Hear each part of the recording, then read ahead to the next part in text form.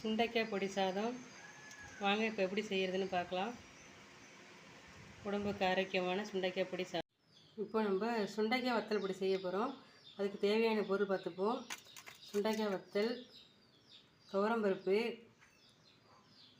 ஜீரகம், மிளகு, பட்டை மிளகா, புளி, தேவைக்கு ஏற்ப உப்பு போட்டுக்கணும்.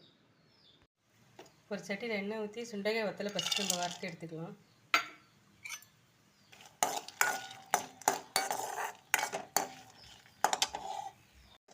வத்தல் நல்லா வரப்பட்டுடுச்சு. இது வேறு ஒரு பாத்திரத்தில் மாற்றிப்போம்.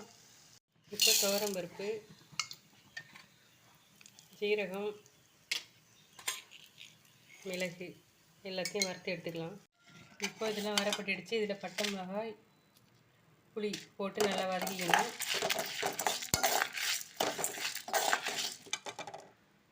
நல்லா வரப்பட்டுடுச்சு. இப்போ இது கொஞ்சம் நாளைக்கு நம்ம ஆற விட்டு ஒரு மிக்ஸி ஜாரில் மாற்றி அரைச்சிக்கலாம்.